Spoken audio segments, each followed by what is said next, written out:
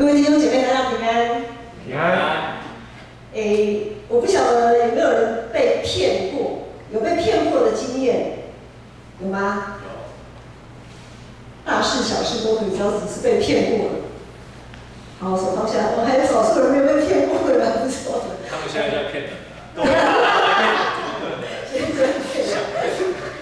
好，其实我们真的是在生活当中充满了谎言呐，特别是生活越好，物质水准越高的情况下，其实行骗就会越来越多，因为我们每个人物质生活越来越好，就代表我们口袋里的钱越来越多嘛。那很多骗子就想要把我们口袋的钱怎样骗出来，然后变在他们的口袋里面这样。好，那除了这种恶意的行骗以外，还有一种骗术，就是我们知道广告的骗术比较不那么明显。像我们去买什么，现在不是乖乖，以前买乖乖，像家乐氏啊，或者是那种多利多滋啊，那个包装都很大包，对不对？但是里面只有多少？里面大概只有1/3吧，有1/2都不到，其他都是空气啊。好，所以就是看起来哇，广告是让我们觉得好像很夸大，有夸大不实的效果。但是呢，我们好像也很甘心被骗，就觉得很多就澎湃这样子。广告常常，特别是网络广告、第4台广告，很多人都会因为说哇，看起来效果不错，用的也很好，各种的好处，然后就去买了，就花钱去买，然后买回来，当然也会有不小心会买到一些好东西啦，但有时候可能会买到一些水货啊，或者是不实的东西。像一节牧师，他最近他就上网看到在小米的官网看到了小米手机5已经出来了，然后他就想说哇，5已经出来了，还可以量血压还不错，然后他就上网去订购，结果送来的是小米4。那种感觉就很差，这根本就没有5标是还没出来，整个官网都有，然后他也让人家订购了，送来的居然是小米4，所以就是很多东西就会被骗，那种感觉就很不舒服。那我们这2个礼拜呢，读经的进度到约书亚记。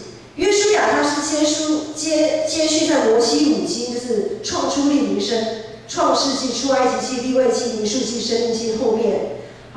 接在这摩西5经，所谓摩西5经的后面。那摩西5经在谈什么呢？我们有一个大概的印象是，摩西5经从创世纪，我们看到上帝怎么创造这个世界，然后从全人类里面选择了亚伯兰，选择了一个民族，然后呢，慢慢的带领他们，塑造他们，一路从出埃及，然后到教他们一些律例典章，告诉他们好，你们要成为我的子民，你们应该要做些什么，学习些什么。该学的都学了，都差不多了。我们也知道，在出埃及的那代以色列民在旷野失败了嘛，他们是在旷野当中，他们的信仰失败了。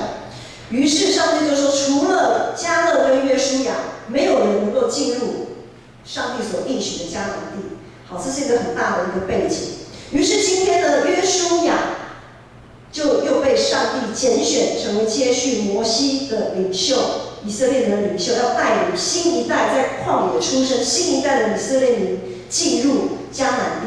那约书亚记呢，就在谈这一群以色列民怎么样从旷野进到迦南，他们从整个迦南地的中间，从中路杀进去，一路杀。刚才雨翔带的敬拜诗歌就是第1首、第2首，耶和华行的大事。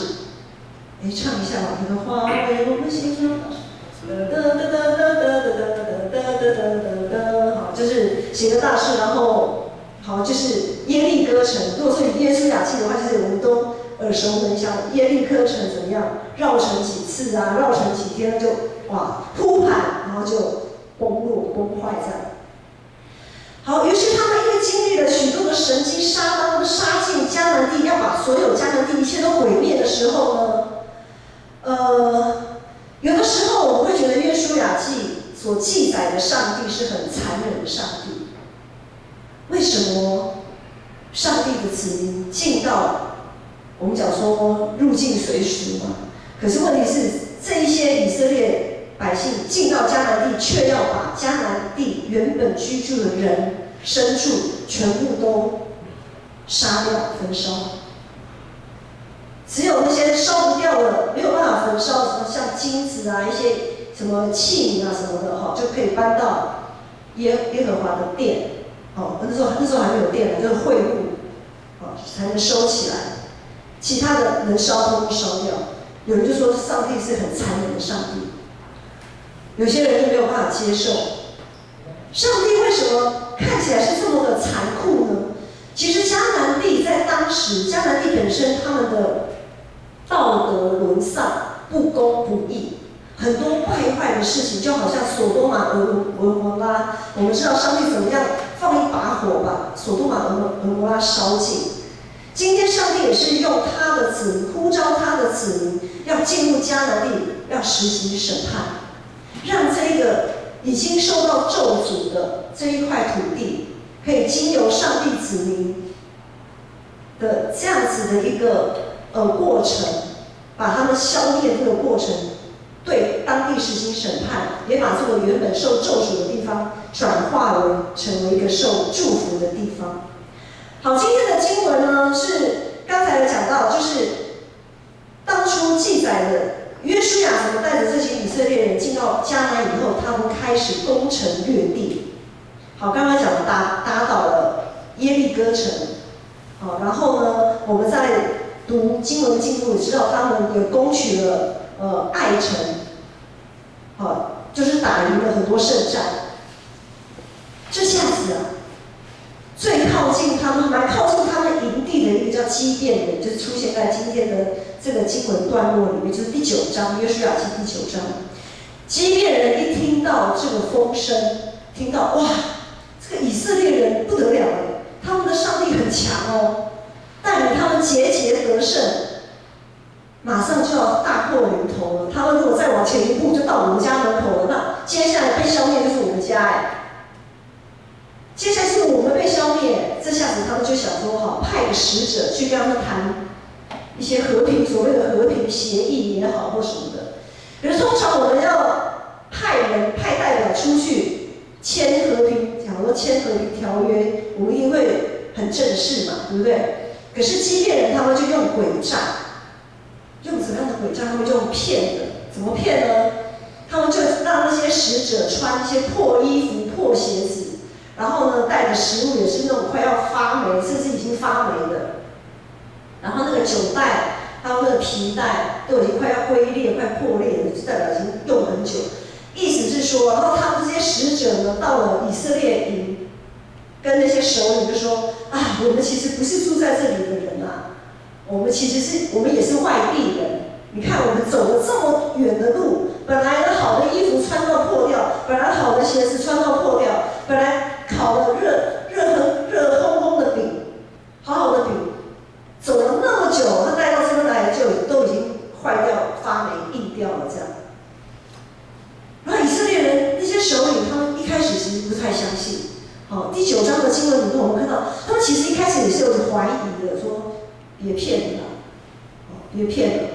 可是当他们一样一样的展现给他们看的时候，就是衣服，你看确实是破掉，还补丁的啊。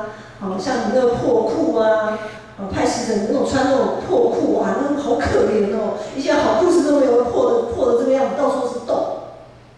然后后来那以色列首领的心软，就怜悯他们说啊，好像真的哎，好像是真的哎。好了，那就跟他们立约，我说好的，然后他就签约了，签了所谓的和平协议这样。签了和平协议就代表，好，你们这些基遍人，我们以色列军队就不消灭你们了。然后我们是同一国的嘛，和平协议就是这样嘛，哈。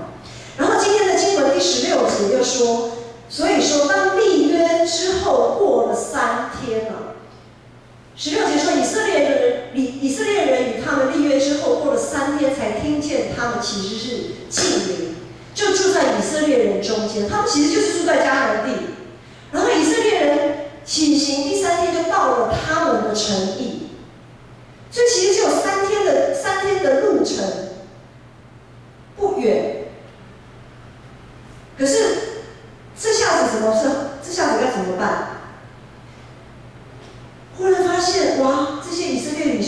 觉得被骗了，惨了。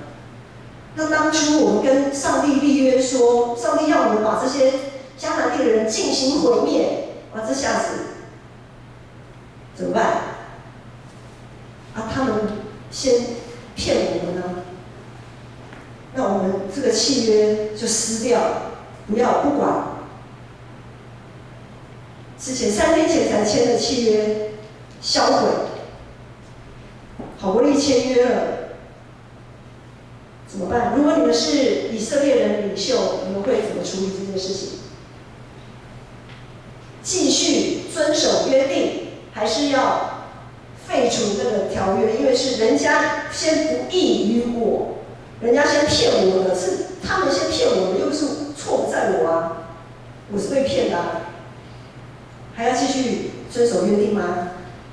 想要继续的举手。好人，有印象，好人一个。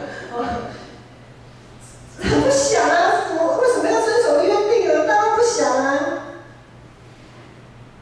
因为遵守约定就代表我跟上帝的约定怎么办？好，所以各种让他们这些领袖真的是一颗头两个大，真的是不晓得该做什么决定，然后起出，好做了一番讨论这样。在我们生活当中也充满了谎言嘛，刚才有说了，有些谎言很明显，有些谎言不怎么明显。好，那只要有人在的地方，其实真的很难没有谎言啊。特别是为了求生存，对基遍人来讲，他撒这个谎是为了他的保命他没有保命对他们来讲，这算不算善意的谎言？如果你是基遍人，你觉得这算不算善意的谎言？黄信，你觉得呢？我为了保全我全族人的性命，我说这个谎，我有错吗？有没有错？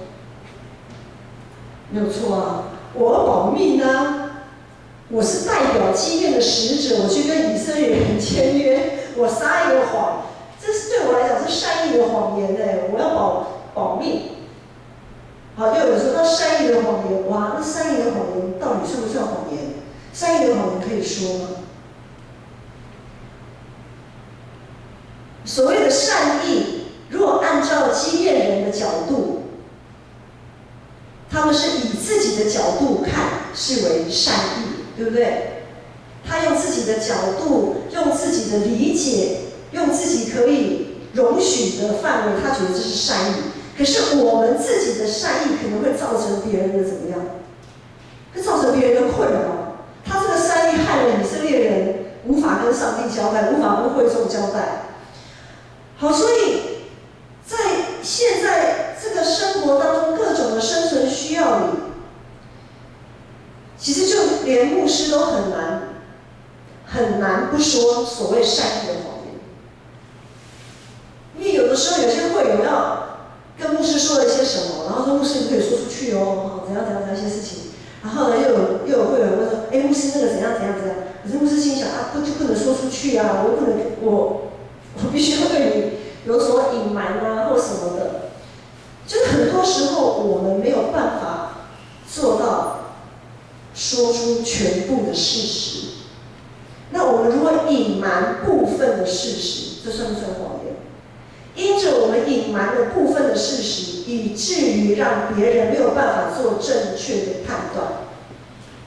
像现在新冠肺炎的消息，全世界都有嘛。前阵子闹得很凶啊，就是 WHO 好像一下子好像又很靠中国，一下子又对我们台湾又很不友善，然后那边很多消息就那边窜来窜去，到底谁真谁假，其实搞不太清楚，对不对？有些国家好像他们得到的讯息，就像我们很多国家就说，因为我们得到的讯息不完整，我们被骗了，所以我们没办法在第一时间做出正确的判断，就在防疫的第一时间怎么样，就 lost 掉了嘛。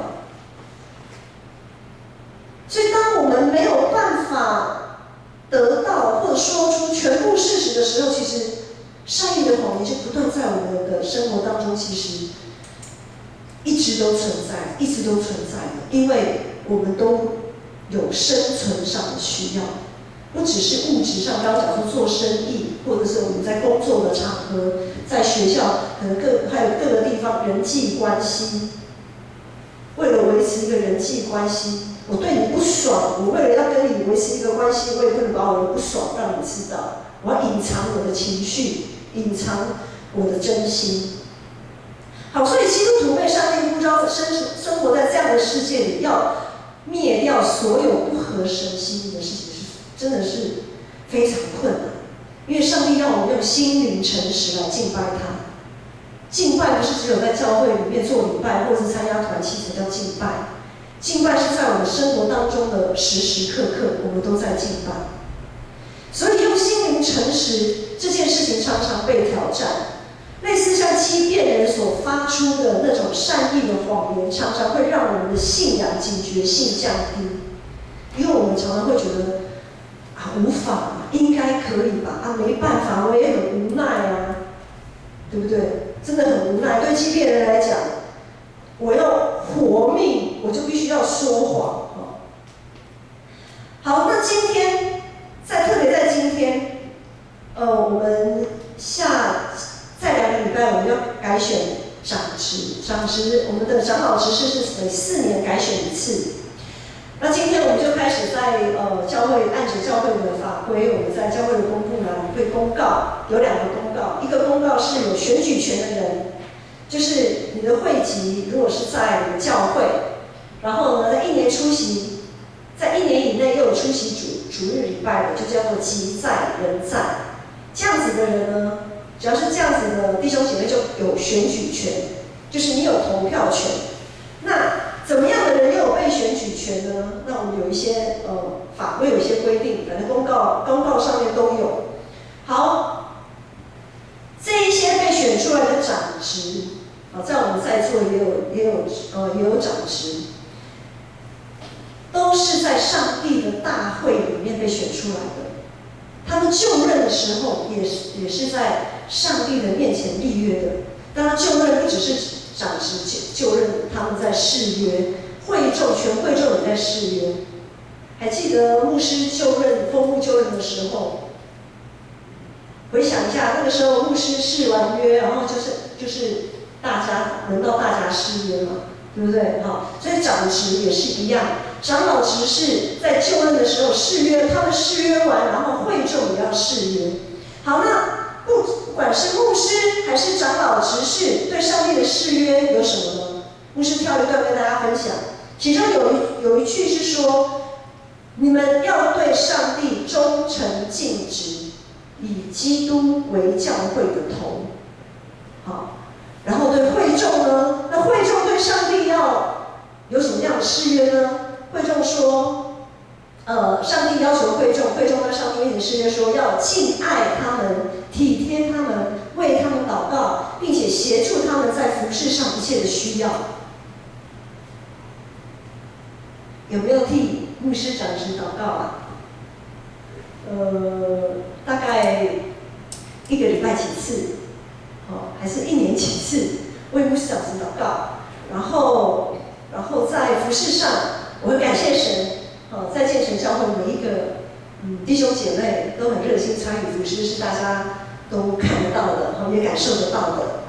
好，那另外呢，还有一个誓约是说，若有发现一些不妥当的地方，要通知小会就是长老，长老的会就是小会，要通知小会去设法，不可以到处乱讲，不可以在背后到处传话这样子。这个呢，就有的时候可能做不到，或者是在一不小心的时候，话就讲出去了。我们就扪心自问嘛，我们成为基督徒以后，这么多年的时间，这些誓言、这些誓约，每一次的牧师就任，每一次的长职就任，这些誓约我们到底遵守了多少？当我们成为长老执事以后，是不是常常有谨慎警醒的心，用心灵诚实，以耶稣基督为首，而不是以自己的想法，不是以自己的喜好为首，是要以耶稣基督为首。我们从过去基遍人跟以色列人立约的这个事件来看，呢，也看我们现在各教会为了因应这个武汉肺炎这个疫情，很多教会都在一直临时在召开小会或者是长执会，来讨论要怎么样去因应。比如聚会的时候要戴口罩啦，还是什么时候要爱餐？就是以我们教会来讲，就是爱餐先暂停啊，圣歌队也先暂停啊，很多团契也暂停啊，一些，然后我们现在开始又有直播，等等的，就是很多事情要去做决定。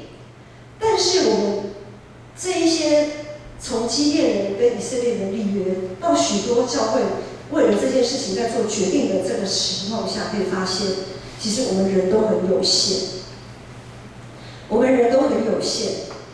不论是小会还是长执会的决定，其实都是在一个群体里面，透过每个人各自不同的角度来看这个事件，然后也用祷告开始，用祷告结束。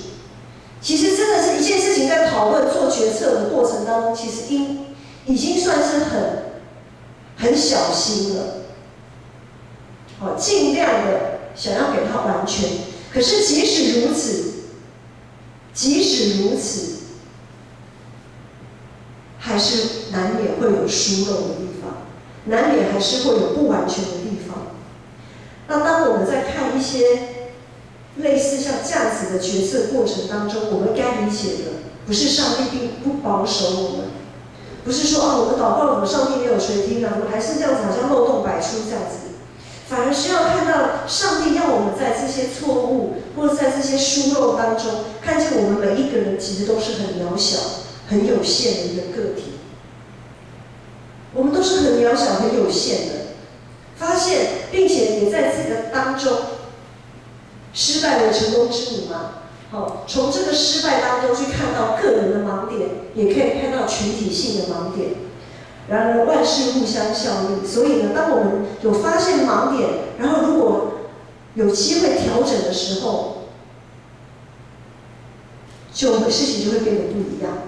那我们接下来再回头来看那些以色列的领袖，那些以色列的领袖，他们最后怎么决定呢？几乎刚才99.99%的人都觉得说，把那个条约废掉不算，因为人家先骗我们的，我们当然可以毁约，因为错在我。好，但是这些领袖如何回答他们？看第19节、20节。19节、20节说，众领袖对全会众说：“我们已经指着耶和华以色列的上帝向他们起誓，现在我们不能害他们，我们要如此待他们。”容他们活着，免得有愤怒因我们所起的事临到我们身上。这些领袖最后做了一个决定，要继续守住这个约定。为什么呢？因为这个约定是当初他们在上帝的面前所立的约定。人跟人之间的契约可以有人讲说随心所欲啊，至少在某个程度上就是说，好啊，你不义于我，那我也不用对你多仁慈，怎么样的，那就毁约嘛，一刀两断嘛。可是他们以色列首领看重的是，他们是指着耶和华上帝所起的誓言，他们看重的是跟上帝的约定。这些领袖把问题的核心挑出来说，现在我们不要去看人怎么作为了，因为我们没有错，我们当初的决定是错的。但是呢，从现在开始，我们要仰望上帝，我们要看重的是跟上帝的约定。因为我们知道事情有轻重缓急，跟上帝的约定是最重要的，而人的作为总是有限，总是有不足的。可是当我们抓到那最重要的核心价值的时候，其他的事情就是次要的，就不是那么的必要。因为只有上帝不会失误，人都会失误，只有上帝是从不失误。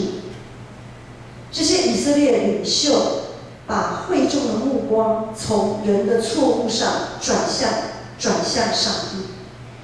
当这些领袖们决定要让那些诈欺犯继续存留他们的性命，然后把他们留在中间，留在他们当中。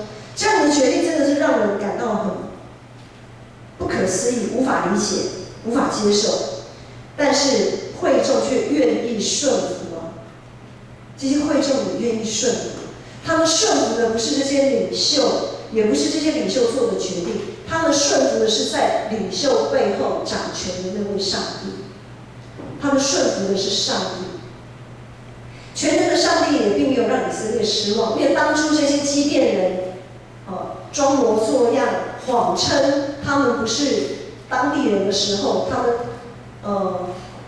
来对以色列人签约说，留我们的性命啊，我们是外地来的啊，然后呢，你们如果留我们的性命，我们就为你们做牛做马，做你们的仆人，听候你们差遣，这样子。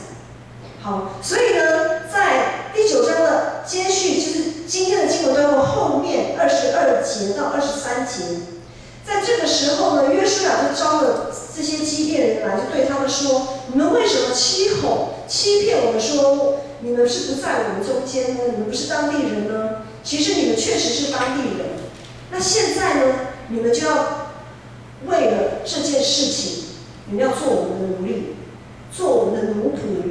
当我们在为耶和华造坛献祭的时候，你们要帮助我们，在我们献祭的这个事情上，你们要成为我们的帮手。”果然，这些基甸人当初为什么会来立约？他们是因为畏惧上帝的名声，他们害怕被歼灭嘛。那害怕被歼灭，他们害怕以色列人的，其实是害怕以色列人背后的那个上帝。因着他们当初他们会立约的动机，也是因为敬畏上帝。所以呢，他们如今他们也遵守了他们的约定。在27节，第9章，我们一直看到第9章后面27节，当日约书亚使他们在耶和华所要选择的地方，为会众和耶和华的坛做劈柴挑水的人，直到今日。这些基甸人，这些诈欺犯，这些骗子，果然他们也遵守他们与上帝的约定，与以色列人的约定，他们就一直以来就在他们当中成为服侍神的人，也成为住在上帝子民当中的一份子。本来一个其实是被咒诅要被歼灭的这个民族，因为敬畏上帝，改变了他们的未来，成为可以常与上帝同在，跟上帝子民参与在上帝的会众当中的人，成为一个蒙福的人。本来一个看起来是这么的无言、无法接受的一个决策，本来是一个这么错误的决策，因着他们对上帝的敬畏，使得这个在治理上的一个破洞、一个阻力，可以变成一个助力。要化咒诅为祝福，要化阻力为助力，就必须要先懂得如何敬畏上帝，以上帝为中心。还记得我们当初怎么跟上帝立约吗？还记得当初我们是怎么站在这里跟上帝誓约的吗？即便我们还不曾站在这里跟上帝誓约，但是我们可能也像那些基甸人一样，因为在教会里可以提供一个相对有价值的，可以提升生命力的地方。好，于是我们参加了教会的活动，参与了教会的团契。我们可能带着一些破碎的生命进到教会里面，像那些基甸人一样。那我们呢，也是参与，无论我们有没有站在这里跟上帝立约，我们都是参与在教会里的人。当我们持续的对上帝的立约这个约定，当我们看重这个约定的时候，我们就可以化咒诅为祝福。很多时候我们碰到许许多多的事情，我们没办法饶恕原谅别人，在理智上、在情绪上，我们都过不去，被骗，或者是不管是不是善意的还是恶意的，我们都很难去原谅别人。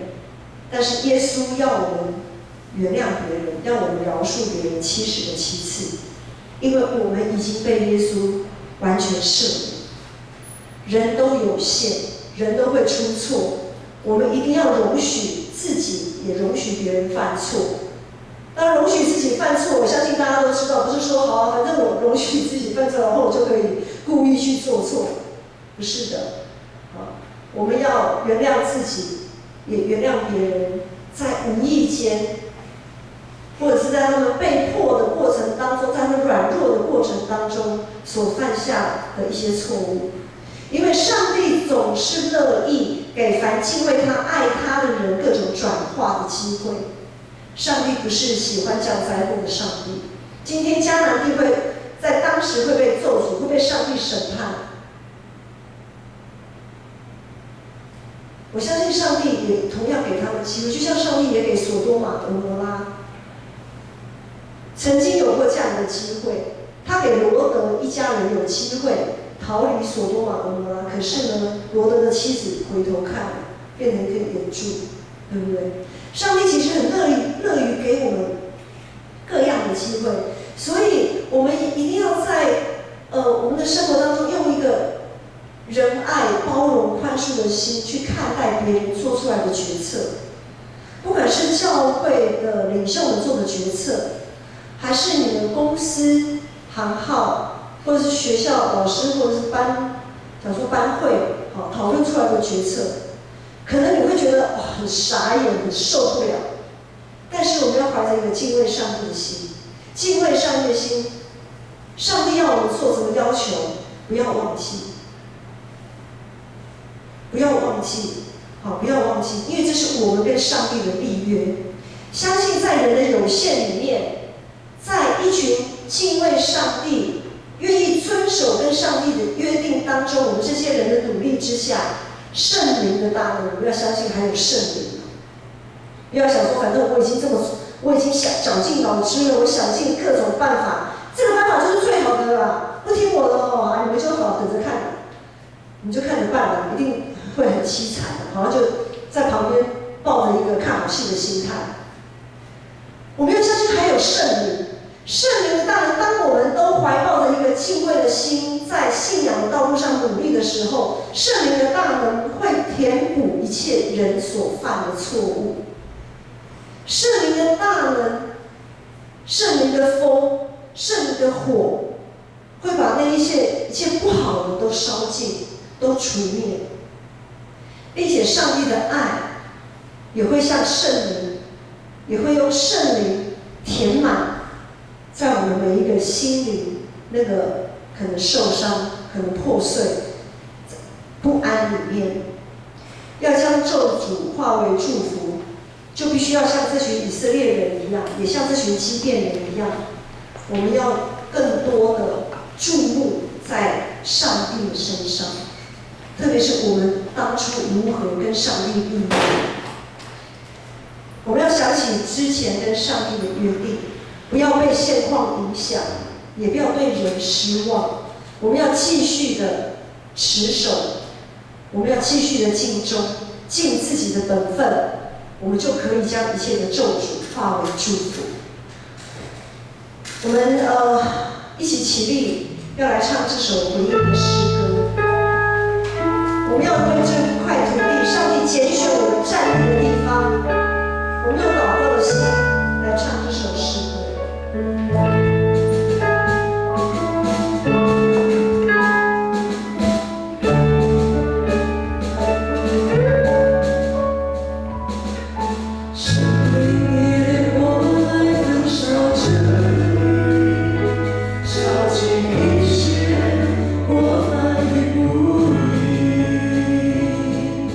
神的力量，我来炼净这里。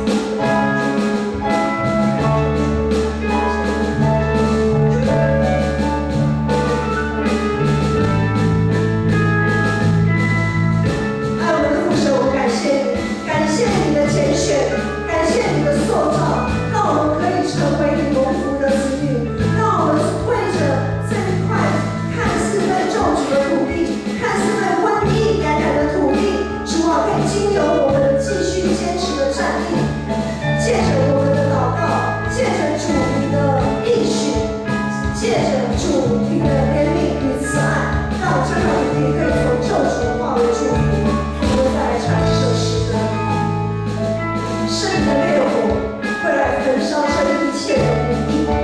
圣灵的烈火会来炼净这里，使万民圣洁。圣灵的烈火来焚烧这里，烧尽一切过犯与污秽。圣灵的烈火来炼净这里，使万民圣洁，都回转向你。复兴的风要吹遍全地，这片土地你们要得着。勇敢站立，是儿子的呼求，心连心，高举起来双手。祝愿你从天上垂听你是这里，愿我们的国家会转向你。勇敢宣告，是为子的呼求，心连心，高举起来双手。祈求你扬起你的眼光照我们，愿属于你子民，定义跟随你。